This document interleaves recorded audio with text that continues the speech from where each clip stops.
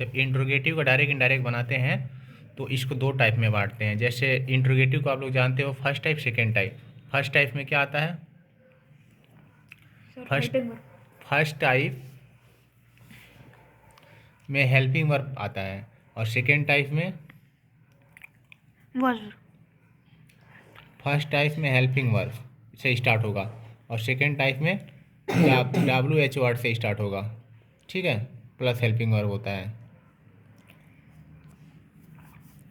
जैसे कोई डायरेक्ट देते हैं तो लिखा है ही सेड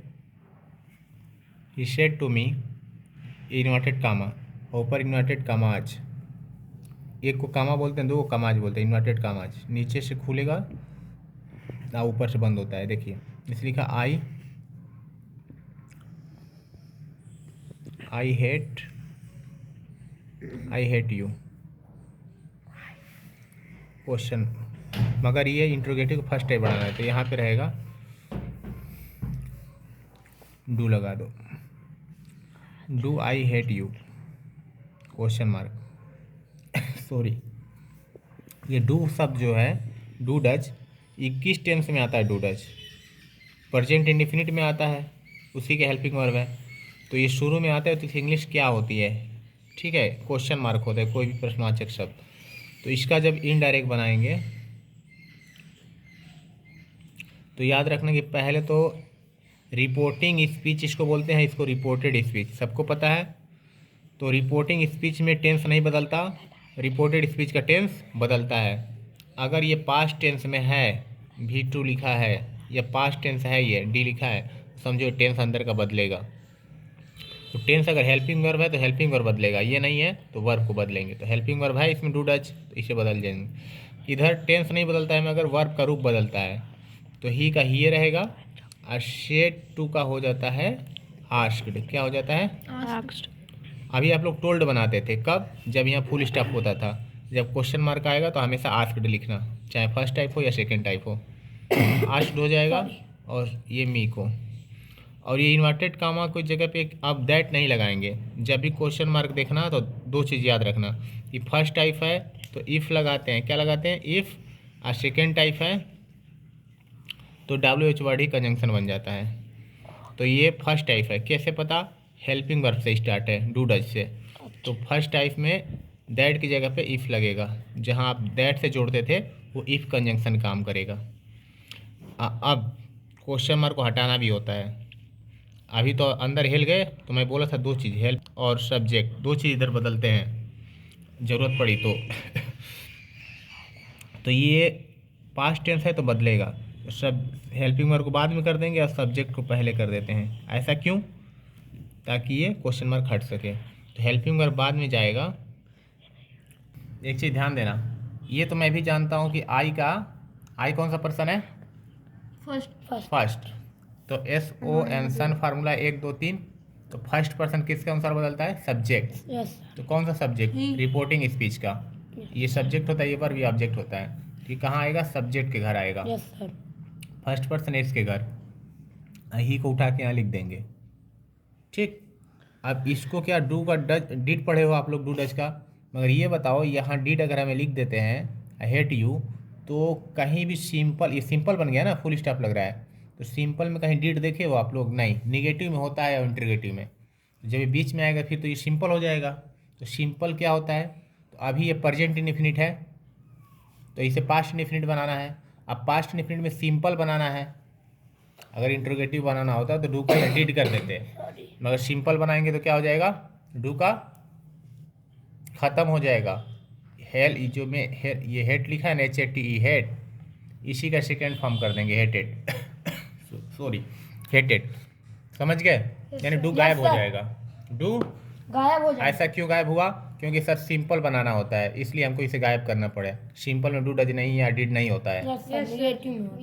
अब यहाँ यू को लिखना है तो कहते हैं सर पीछे बाराती छापते हैं, पर ये बाराती है तो ये सब्जेक्ट है, कोई आदमी है ना भाई, तो बदलेंगे। कौन सा पर्सन है ये? सेकेंड। कहाँ पे जाएगा? सेकेंड पर्सन ऑब्जेक्ट के जाएगा, तो यहाँ से उठेगा और ये सीधे ऑब्जेक्ट के पास आएगा। मी के कहेगा आई है यहाँ पे, तो यहाँ ओ के नीचे मी था, यहाँ भी ओ के नीचे लिखना है तो मी का मी लिख देंगे। हो गया? Yes sir. Full stop. इस तरह से ये बनता है। एक और बना के दिखाते हैं डायरेक्ट। जैसे ही said inverted commas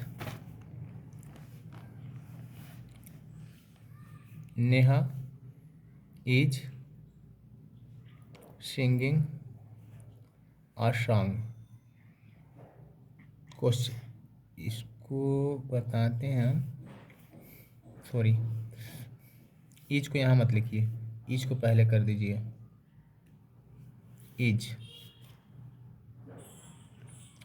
is Neha singing a song, क्या नेहा गीत गा रही है?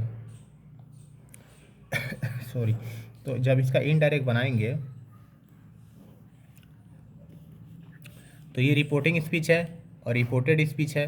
तो रिपोर्टिंग स्पीच में सब्जेक्ट नहीं बदलता है, सब्जेक्ट जैसे का तैसे लिखते हैं, सिर्फ वर्ब का रूप बदलता है। तो सेट का बाद टू रहे या ना रहे, क्वेश्चन मार्क है तो आस्क्ड हमेशा होगा, आस्क्ड हमेशा होगा।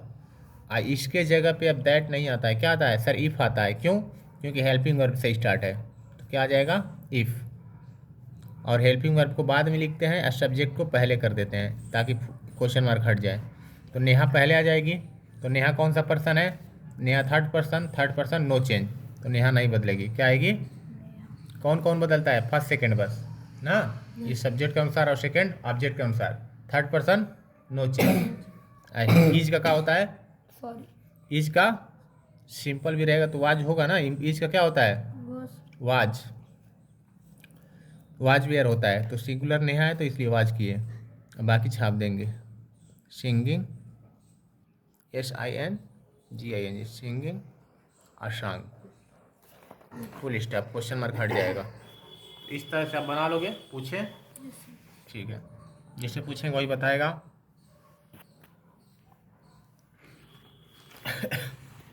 ही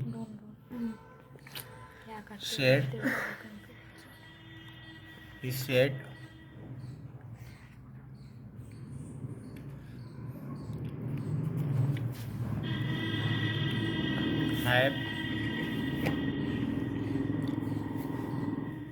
have you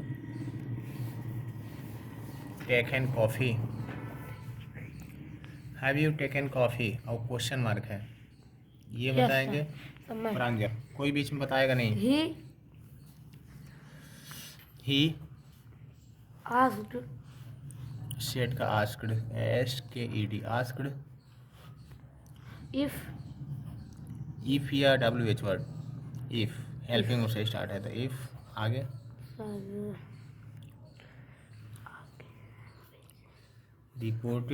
रिपोर्टिंग स्पीच और यह है रिपोर्टेड स्पीच। सर यू, यानी कि ये पहले आ जाएगा और ये बाद में। तो यू सेकेंड पर्सन ओ के अनुसार, तो एस भी ओ इसमें है ये नहीं है, तो वो है ये नहीं है, तो ये खुद आ जाएगा। अगर या कुछ यहाँ मान के अपने मन से कुछ भी लिखो गलत नहीं होगा, आई भी लिख सकते हो। यू लिखना बेटर मानते हैं। यू हैड का बहुवचन है, सॉरी हैव का हेड होता ही है, चाहे सिंगुलर हो या प्लुरल। हैड टेकन कॉफी, बाकी सब छाप देंगे कहीं सब्जेक्ट